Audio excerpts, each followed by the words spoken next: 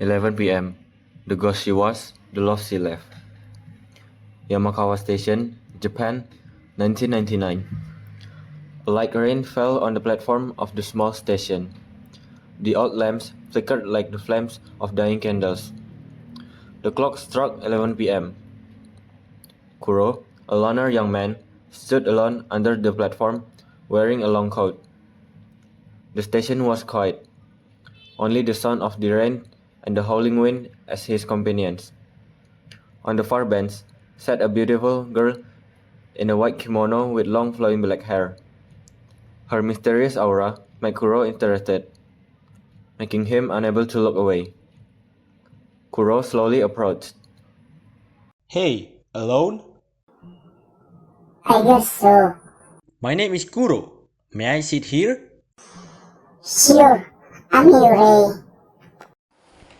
They began to chat quietly, discussing light-hearted things about the rain, the train that never came, and how lonely the night was. Yure's smile was gentle, but her eyes held a deep sadness. The longer they talked, the more Kuro felt his heart drawn to her. The train arrived.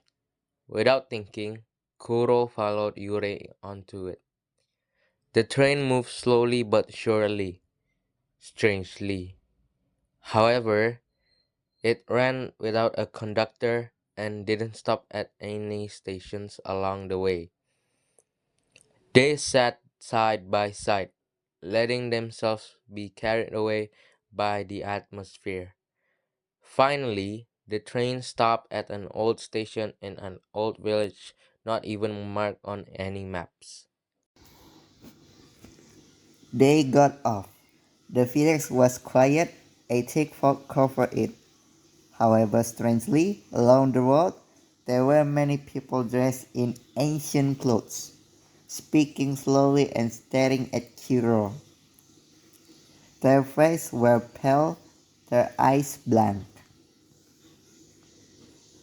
Kuro shuddered. Yurei, who are they? Yurei stopped walking and stared at them.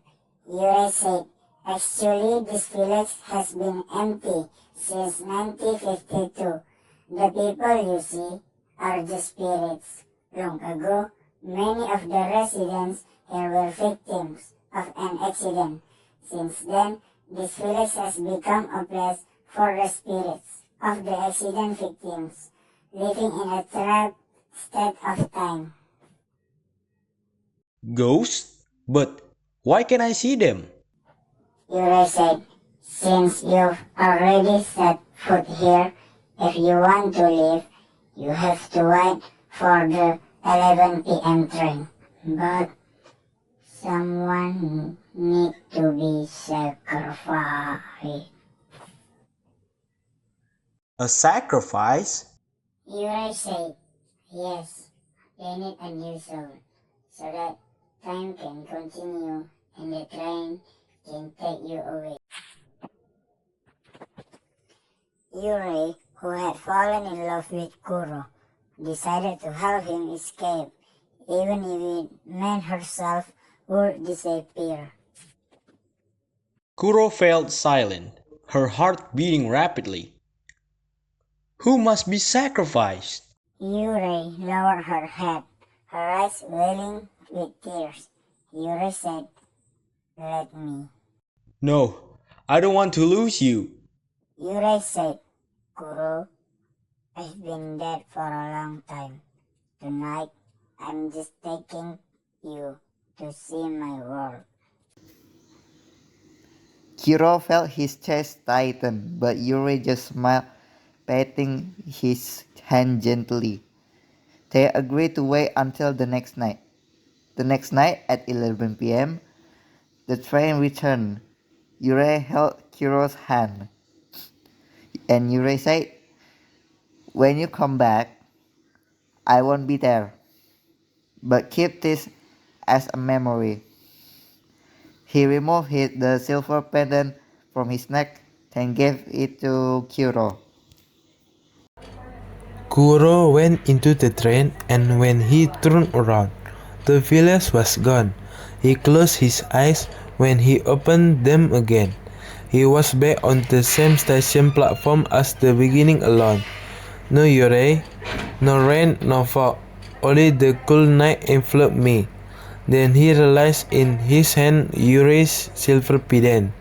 Oh, since that night, the 11 p.m. train never came back. However, every night, Kuro always comes to the same station every night at 11 p.m. Not to take the train, but to remember someone to Easterly. Precious.